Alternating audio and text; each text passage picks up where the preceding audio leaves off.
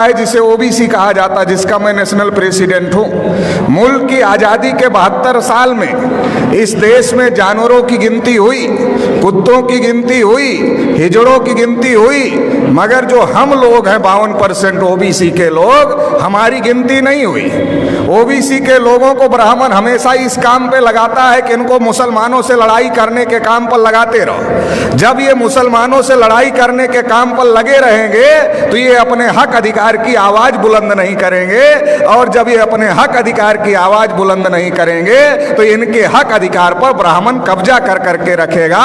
आजादी के 72 साल में हमारी गिनती हिंदू के नाम पर करते रहे और हमारे सारे हक अधिकार पर ब्राह्मणों ने कब्जा कर लिया।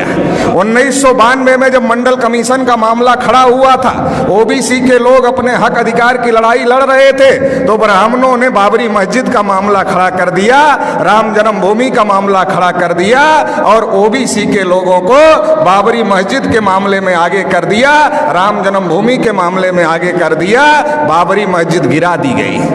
और जो ओबीसी की नौकरियां थी, जो 12 करोड़ नौकरियां ओबीसी को मिलने वाली थी, वो ओबीसी को नहीं मिली, उस पर ब्राह्मणों का आज भी कब्जा है। और मुसलमानों की मस्जिद चली गई, मतलब हमारी नौकरियां चली गई, आपकी मस्जिद चली गई, और रिजल्ट आया ब्राह्मणों के फेवर में, मंदिर बन गया। अभी मोदी जी अपने को ओबीसी कहते हैं, मगर उन्होंने ट्रस्ट घोषित किया, ट्रस्ट में एक भी ओबीसी के आदमी को मेंबर नहीं बनाए। जब मुसलमानों से लड़ना है तब हम हिंदू हैं, जब हम अपने हक अधिकार की बात करते हैं तब हम हिंदू नहीं हैं। मुसलमानों से लड़ाने के लिए हमको हिंदू बनाते हैं, और इस देश में हिंदू है कौन?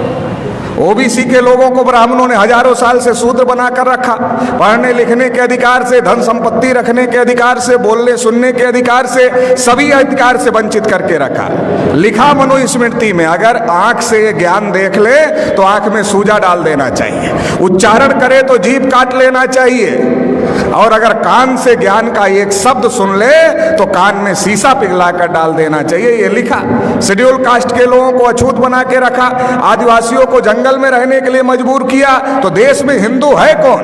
ब्राह्मणों ने हमारे ऊपर इतने जुल्म ढाए, हमें अछूत बनाया, हमें शूद्र बनाया, हमें जंगलों में रहने के लिए मजबूर किया, तो हमारा धर्म और ब्राह्मण का धर्म एक नहीं हो सकता।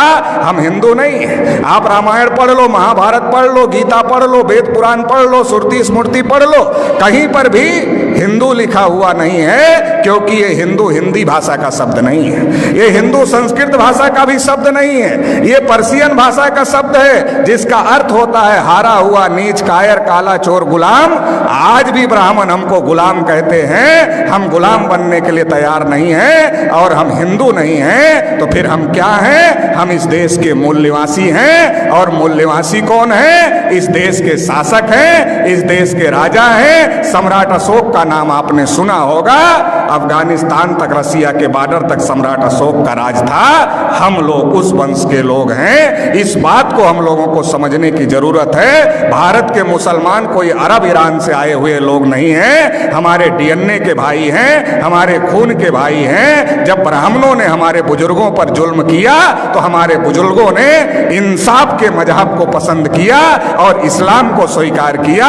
भारत में जो मुसलमान हैं हमारे डीएनए और खून के भाई हैं, इस बात को ब्राह्मण जानता है। इसलिए दंगे में हम मरे या दंगे में आप मरे, ब्राह्मण की सेहत पर कोई फर्क नहीं पड़ता है। हमारे और आपके बीच में ब्राह्मण आ गया है, उसको बीच से हटाना होगा, भाई को भाई से गले लगना होगा। ब्राह्मणों ने हजारों साल से हमको मजलूम बना के रखा, 72 साल में मुसलमानों को मजलूम बना दिया है। इसलिए मजलूम को इकट्ठा होना होगा, और जो ब्राह्मणों ने नाइंसाफी का निजाम कायम किया है, इसे ध्वस्त करना होगा और इंसाफ कायम करना होगा। इंसाफ की इस लड़ाई में आप साथ देंगे, इतना ही कहते हुए आपने मुझे सुना, इसके लिए आभार, धन्यवाद। जय मुर्शिद।